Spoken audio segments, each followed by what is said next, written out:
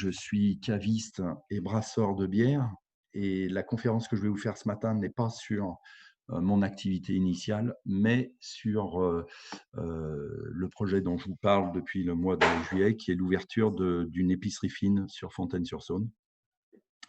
Donc Fabienne, tu peux voilà, qui s'appellera le comptoir du Brassin, donc une, une continuité, de positionnement marketing et autres, au travers enfin, sur la suite du nom Le Brassin, le magasin, la cave sur Fontaine. Donc le comptoir qui a ce côté évidemment très imagé autour de l'épicerie. Donc on a été, assez, rapidement convaincu par ce nom, car vous allez voir, c'est un projet qui est vraiment dans la continuité de la cave. Tu peux passer la slide. Alors pourquoi ouvrir une épicerie fine? Alors une opportunité estivale dans le sens où j'ai été contacté fin d'été sur la mise à dispo d'un local juste à côté du mien. Pour le situer, pour ceux qui connaissent, on est, et vous verrez, vous reconnaîtrez certainement sur la slide après, on est sur un magasin qui est l'ancien magasin de sous-vêtements Minute Papillon, qui est uniquement à 20 mètres de ma cave. Donc ce magasin se libérait et ça fait vite tilt dans ma tête sur mon projet épicerie, projet que j'avais en tête depuis un petit moment, et puis surtout en vue de continuer à qualifier la rue avec des commerces plutôt de qualité autour des métiers de bouche. Donc la décision a été assez rapide à prendre, même si les délais sont quand même assez courts. Alors une réelle complémentarité avec la cave sur les produits, ben voilà, le vin et l'épicerie fine, euh, on est autour des métiers de bouche, donc il y a une vraie facilité de pont entre les deux, sachant que le vrai point commun est le cadeau, le panier cadeau, où on peut mettre effectivement du vin et des produits d'épicerie fine. Donc ça, la complémentarité est plutôt simple là-dessus. Sur la clientèle, il y a 20 mètres d'écart et il y a une sociologie sur les deux activités qui est quand même assez commune. Donc la dynamique est pour moi, et j'espère que ça se confirmera, plutôt logique. Et donc ce que je vous disais, une dynamique de chalandise générale. On est dans une voie de qualification et nous, on le ressent très bien malgré tout la situation un peu compliquée depuis quelques mois. Une valorisation de l'activité commerçante sur notre rue et dans Fontaine en général. Et il y a une vraie dynamique actuellement. Donc le projet est soutenu par la ville qui, économiquement, au travers de subventions, appuie tous les projets comme les nôtres, comme le mien, de réhabilitation, qualification, requalification de nos commerces par les façades ou par les intérieurs. Donc voilà, toute une dynamique assez favorable, je vous dis, malgré un contexte un peu particulier, du commerce local, du commerce de proximité, avec une sociologie associée de clients réels et potentiels qui reviennent vers des commerces comme nous pour le conseil, la proximité, la convivialité, etc., etc. Tu peux tourner, s'il te plaît? Alors, du visuel, donc je vous le disais, Minute Papillon, c'est le magasin de lingerie. On reconnaît l'impasse qui passe derrière mon magasin. Donc, il y a Orpi entre nous. Donc, je vous dis une vingtaine de mètres. J'essaierai d'enlever les poubelles, moi, quand il faudra faire tourner le magasin. Donc voilà, le principe, pour ceux qui connaissent la cave, on est sur un environnement très bois, un peu à l'ancienne. Donc la continuité était importante. Vous avez l'inspiration, donc c'est un copain graphiste qui est aussi architecte de formation, qui a fait toute la piste sur Internet et qui pond après tout le principe.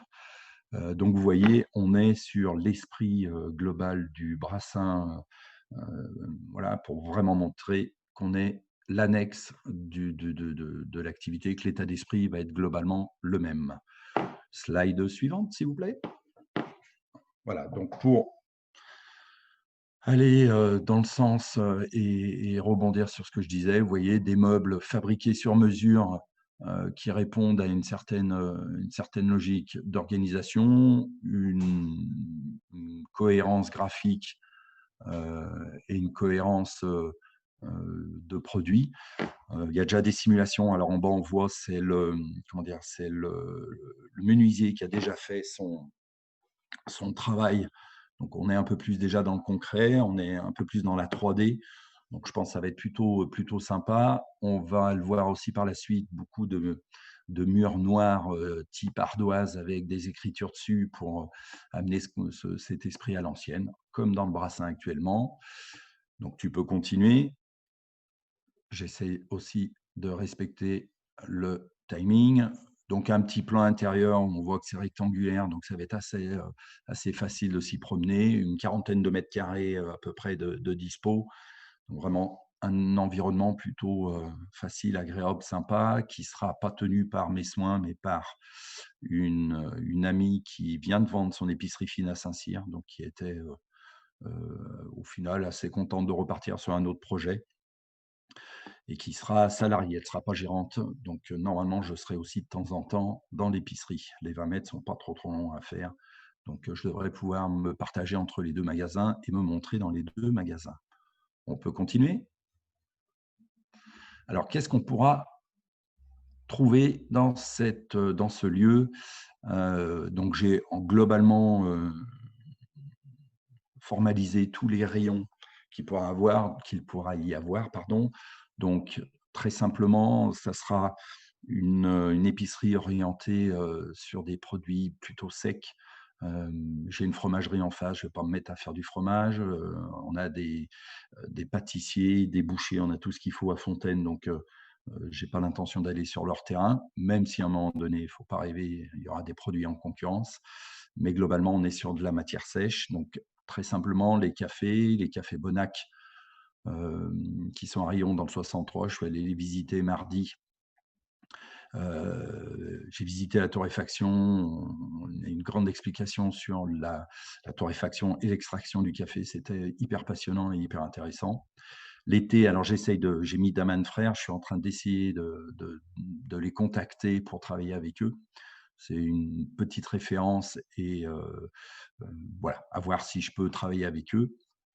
Puis après, on déroule classiquement les assaisonnements, les terrines, pâtés, conserverie, ensuite apéritifs, les préparés. Donc, c'est plutôt des plats cuisinés tout prêts, type bocal de cassoulet, voilà, si on veut trouver un exemple, des soupes, des sauces, des coulis, de la biscuiterie, confiture miel, sucrerie, jus, nectar.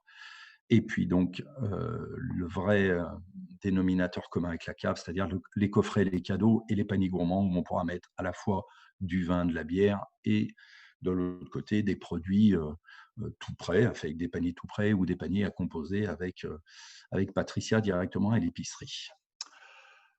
Voilà, j'essaye, je déroule. Après, si vous avez, c'est pas très technique, c'est plutôt simple, mais bon, ça devient quand même assez concret comme projet.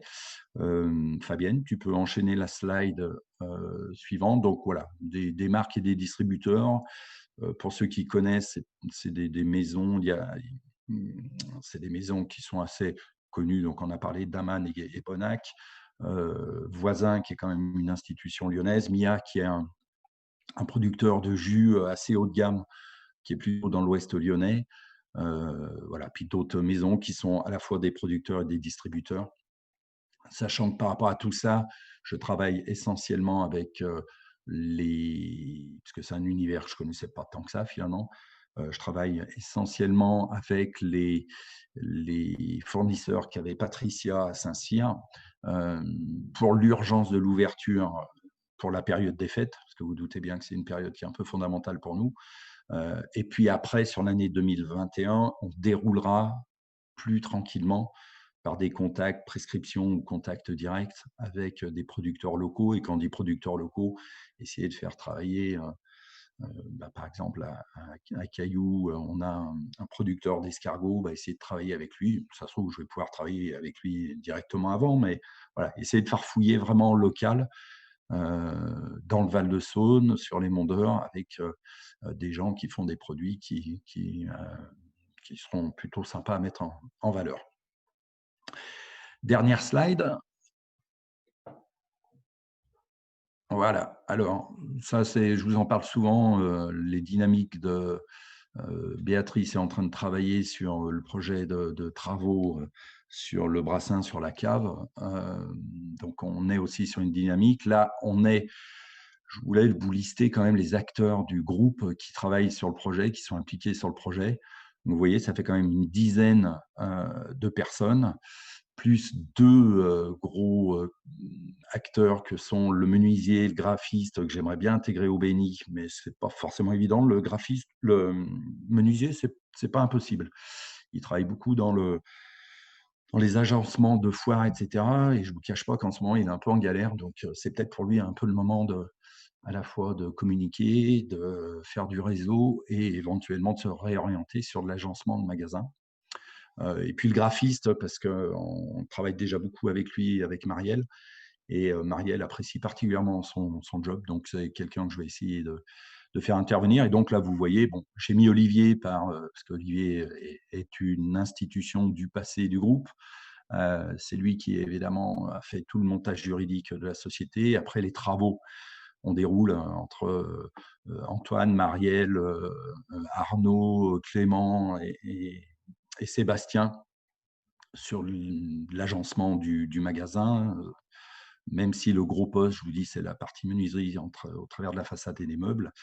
Et puis le fonctionnement, on a commencé à travailler avec Christophe sur le site, puis le référencement par la suite.